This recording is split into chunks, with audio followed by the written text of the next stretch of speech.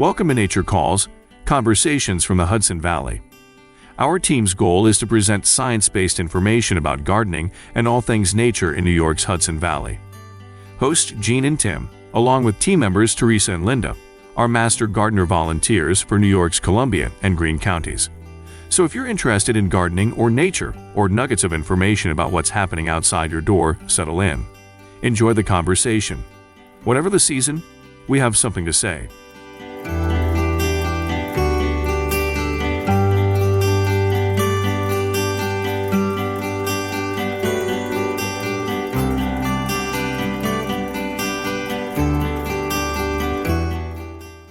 Hi, I'm Tim Kennelty. And I'm Jean Thomas. And welcome to Nature Calls, Conversations from the Hudson Valley. Got a good show, don't we, Jean? Got more food, and you know I always love food. Food is a good place. Did you ever hear of Hungarian cabbage and noodles? I think I'd like to hear about it today. Yeah, well, Annie goes over that when she discusses different brassicas and how to deal with them. Brassicas are really good for you, but they're also really tasty. Oh, yeah, and that's not usually the case. That is absolutely true.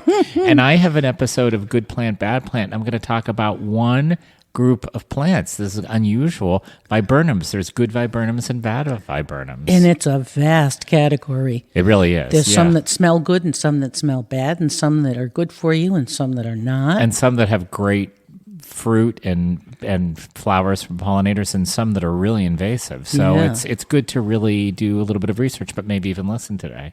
And once we're through playing around in among the viburnums, we can go dig things. Annie talks about shovels. In Grateful Shad, right? Yeah. Shovels are really, really important. It's important to get a really good shovel, one that really fits with you and one that is right for the task you're doing. And there's different specialties. Don't shovel your snow with your little spade. I bet you have a favorite shovel, don't you, at your house? I do. Everybody does, right? I have one too. It's got a yellow handle. It's great. Mine's got a green handle. The neighbor won't use it. Mine's better than yours. Yes, must be. Okay. Well, it'll be good to shovel away today. Okay, let's go at it.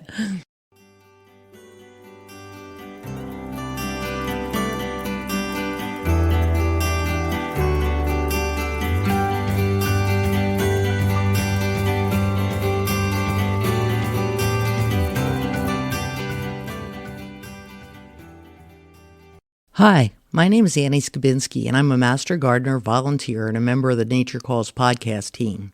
On today's episode, Patch to Plate, I'm going to talk about cabbage, cauliflower, and broccoli. Some of the popular members of the Brassica family. Other family members include bok choy, collards, Brussels sprouts, kale, kohlrabi, rutabaga, and turnips. If you're interested in growing any of these in your home or community garden, I've included a link to vegetable varieties for New York gardeners. Please check it out. There are 25 varieties with a 5 of 5 rating and many, many others that rate extremely well. Cabbage can be grown throughout the season, and it stores well, making it a convenient, thrifty, and nutritious ingredient to have on hand. If you've been listening to the show, you've heard me talk about roasted cabbage, a tried and true preparation. I'll include that recipe in the show notes. Today, though, I want to talk about a stovetop preparation that to me screams comfort food, cabbage and noodles. The preparation for this is simple, and I'll include a copy in the show notes, but here's the overview. Dice a large onion, and in a large Dutch oven, saute it with half a stick of butter or margarine. Shred about 2 pounds of cabbage, roughly half a head. When the onions translucent, add the cabbage to the pan and cook over low heat, stirring occasionally until the cabbage is just soft. A little browning is fine. You just want to make sure the cabbage doesn't stick to the pan. It'll probably take about 12 to 15 minutes. Season the cabbage and onions with salt and pepper. While the cabbage is sautéing, cook the noodles. I like to use a wide egg noodle or a wide tagliatelle noodle with this cabbage and noodles dish. After you cook the noodles, drain them, reserving half a cup of water, and put the noodles back in the pan. Add the cooked cabbage and onions to the noodles and stir it all together to mix it. Depending on your tradition, you might mix in a tablespoon of toasted poppy seeds or toasted caraway seeds. Both are very popular and rooted in Eastern European food traditions. Use the reserved noodle water to loosen the dish as needed. Serve it in a bowl. For a bit of additional decadence, top each portion with a tablespoon of sour cream. Another baked cabbage comfort recipe is a savory cabbage-filled phyllo pie. This one's yummy too. I've put a link in the show notes if you'd like to have a look. If comfort is the theme of the episode, then let's turn to cauliflower mac and cheese that uses pureed squash rather than a rich bechamel. Here's an overview. Roasted onion and an acorn squash. The temps, prep, and times are all in the recipe. You can even do this roasting a day ahead. Bring a large pot of salted water to boil over high heat. Add the pasta and cauliflower, return it to a boil, and cook it for half the time suggested on the pasta package. While that's cooking, put the roasted squash along with broth, cheddar, feta, yogurt, paprika, and of course some salt and pepper into a blender and process that until smooth. Drain the pasta, stir in the squash sauce and onion, spread the mixture in a prepared baking pan, and bake until the top is golden. This will probably be about 25 minutes at 350. Reconnecting with this recipe to share with you today resulted in cauliflower on my shopping list and cauliflower mac and cheese on this week's menu. I'll make it with some pureed butternut that I already have in the freezer. I'll probably also chop some walnuts and sprinkle them on top during the last few minutes of roasting. The final veg that I want to talk about today is broccoli, and the recipe that I want to highlight is fast food at our house, broccoli and cavatelli. I'll include a link in the show notes, and if you're new to the idea, follow along for the first few times until you make it your own. Then write it down and pass it on to those that you want to feed and nourish. In a saucepan, heat some olive oil over moderate heat.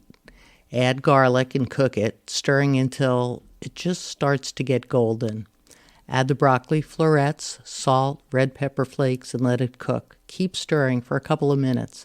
Then add the broth of your choice and let it all simmer together for about 5 minutes. Meanwhile, cook the pasta. Drain it and transfer it to the saucepan. Toss with the sauce to combine and serve this with cheese.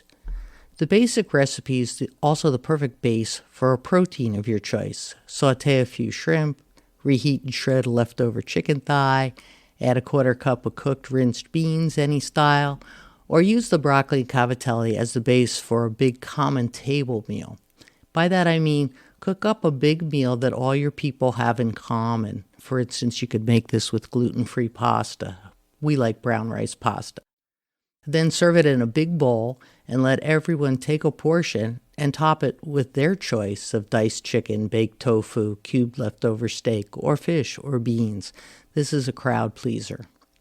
Get comfortable cooking broccoli. Whether you steam it or roast it or boil it, pick up a head when it's on sale and cook it up when you're in the kitchen doing other things. You could enjoy it all week.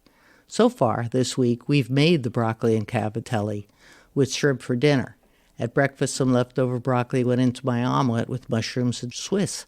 At lunch today, I polished it off with leftover brown rice, tofu, and scrambled egg in a very satisfying lunch bowl.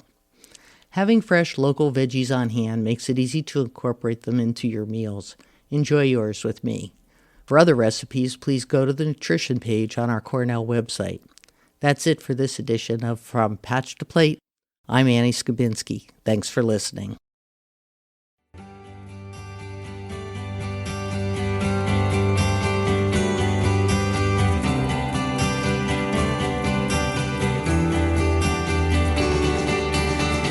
You're listening to Nature Calls, conversations from the Hudson Valley. Stay tuned for Good Plant, Bad Plant.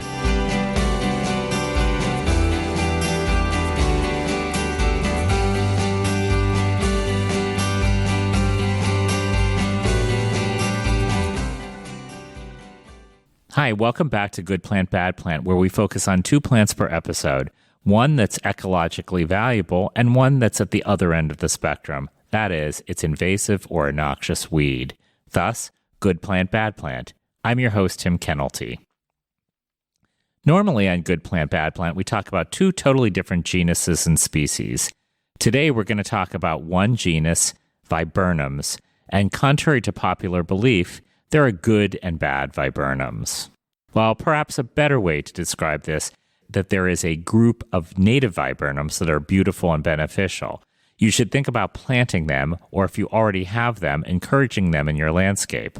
On the other hand, there's a group of non-native viburnums, either European or Asian viburnums, that can be weedy and even invasive. You should not be planting these, and even, dare I say, you should be considering removing them from your landscape. More about these in a few minutes. So, all viburnums are not created equal, and this is not a topic I normally hear about, so hopefully we'll all learn something today.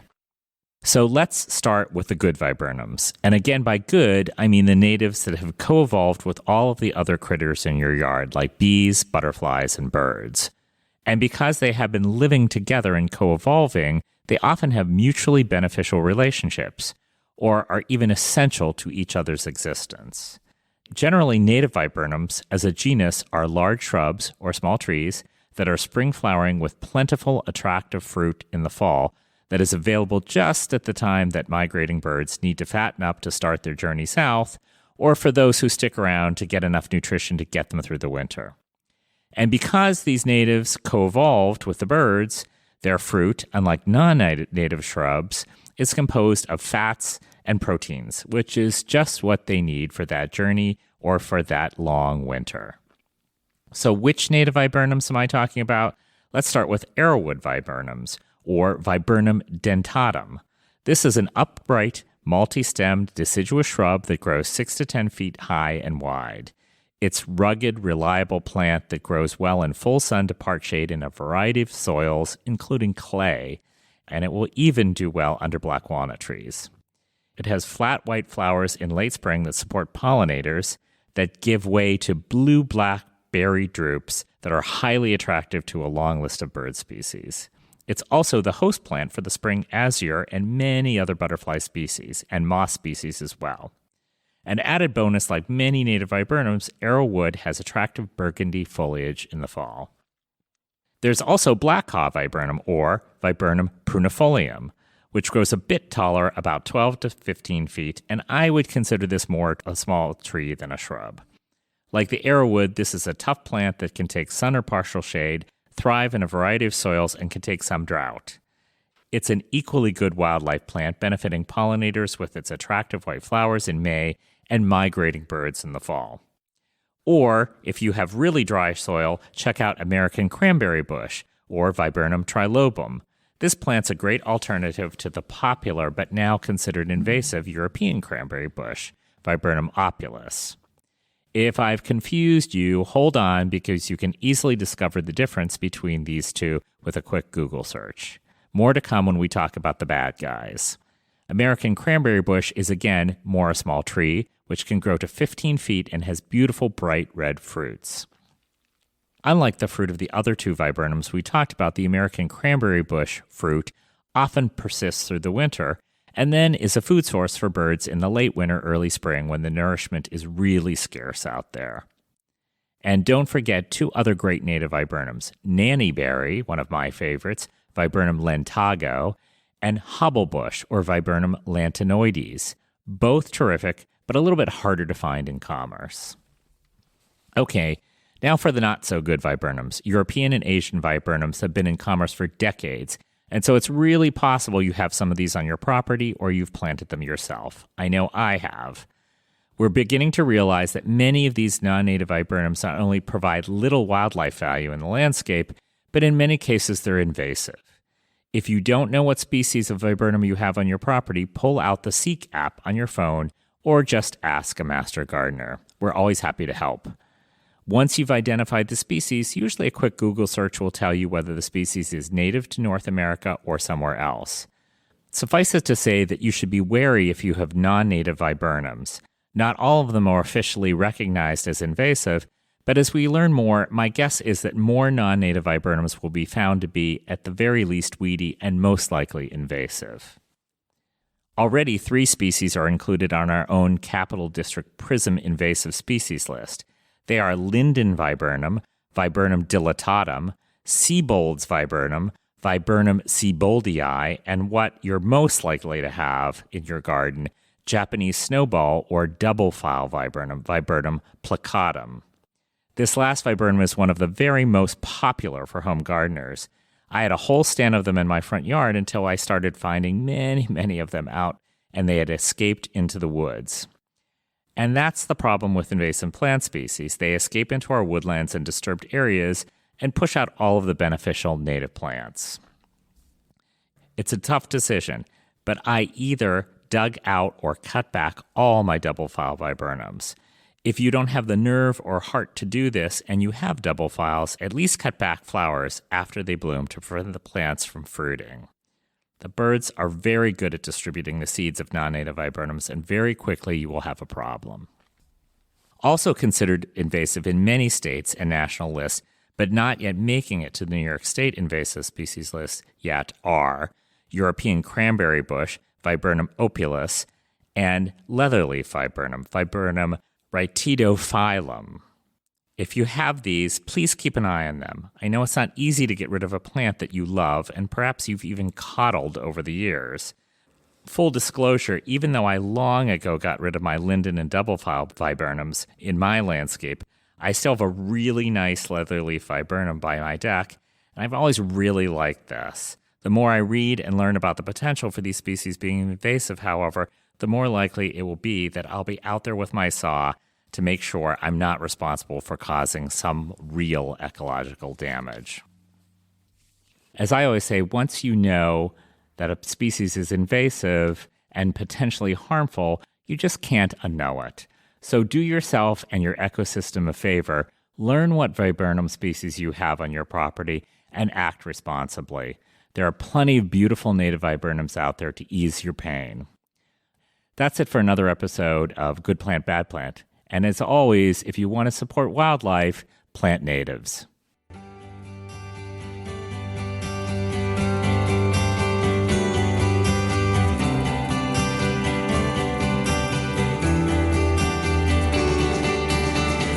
You're listening to Nature Calls, conversations from the Hudson Valley.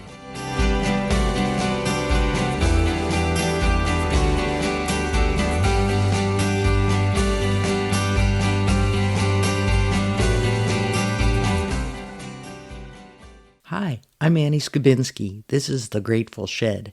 Today I want to talk about shovels, spades, and trowels. Dig it? Our Nature Calls co-host Gene Thomas is happiest when we define our terms up front and we can all proceed into the conversation with a common understanding. The terms shovel and spade are frequently used interchangeably, but there are differences. While you should call a thing by its proper name, it's important to understand what you need to accomplish and to choose the right tool for the task. A shovel's blade is bowl-shaped with a rounded or pointed tip. It typically has a long, straight handle, a large blade, and is used for digging, breaking up, turning, and throwing soil or other scoopable medium. A spade has a flat or nearly flat head blade with a straight edge. Most frequently, a spade has a shorter handle shaft topped by a T-shaped or D-shaped handle. With a smaller blade than a shovel, a spade's good for slicing through roots and neatly cutting edges. It's also used for moving soil and other loose material like gravel.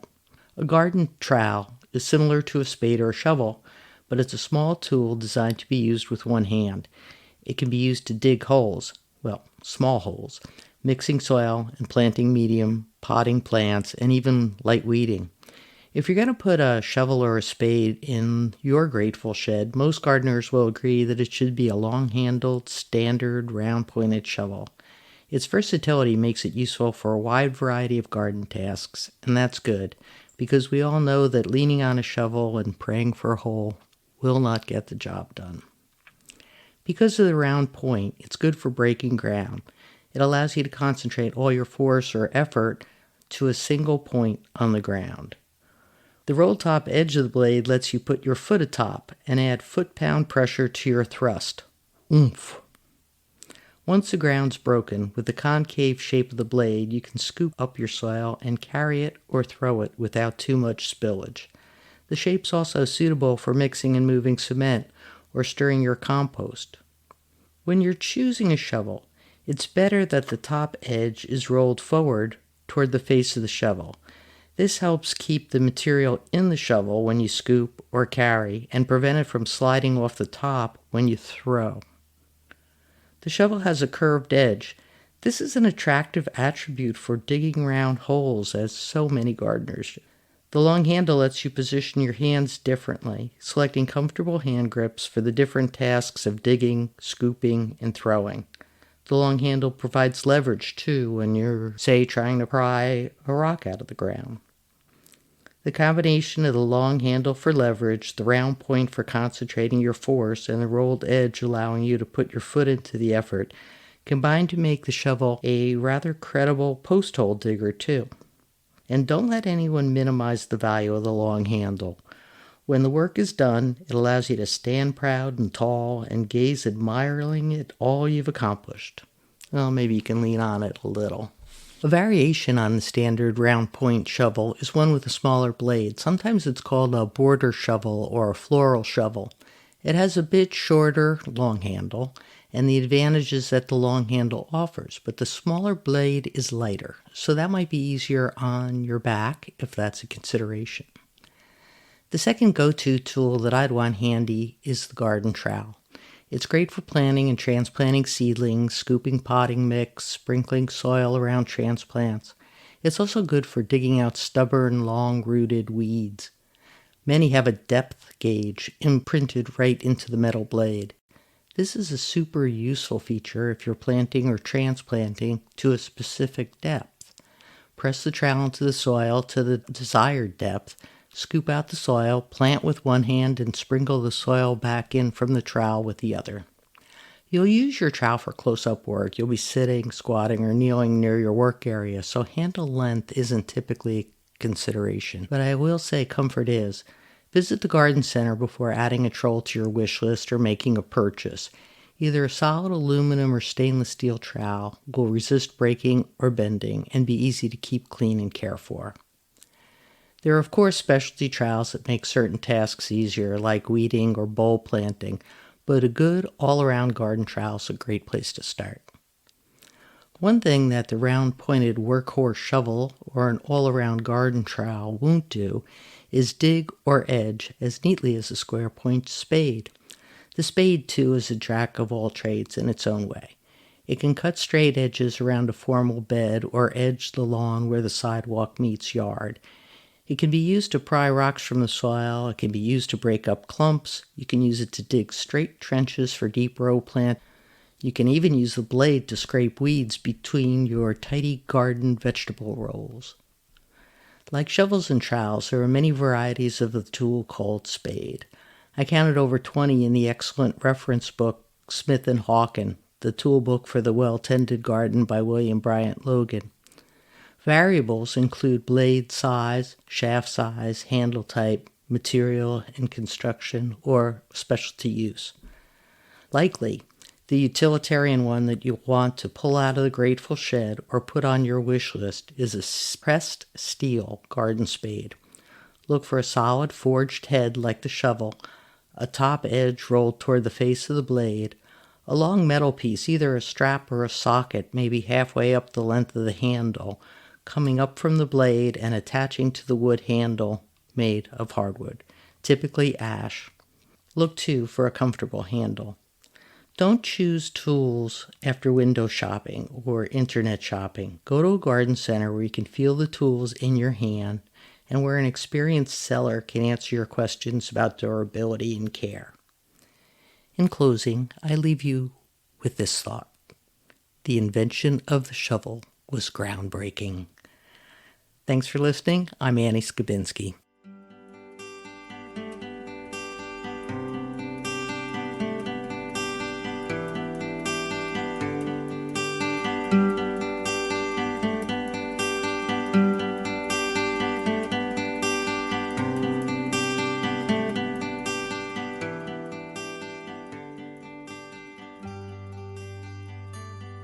That concludes another episode of Nature Calls, Conversations from the Hudson Valley. We would like to thank Sandra Linnell and Devin Connolly from Cornell Cooperative Extension of Columbia and Greene Counties for production support. And a special thank you to our listeners for joining us on this episode of Nature Calls, Conversations from the Hudson Valley. You can find links to any of the topics mentioned in this episode at our website at ccecolumbiagreen.org. Comments and suggestions for future topics may be directed to us at columbiagreenmgv@cornell.edu or on the CCE Master Gardener Volunteers of Columbia and Greene Counties Facebook page. For more information about Cornell Cooperative Extension of Columbia and Greene Counties, visit our website at ccecolumbiagreen.org or visit us in Hudson or in Acre. Cornell Cooperative Extension provides equal programming and employment opportunities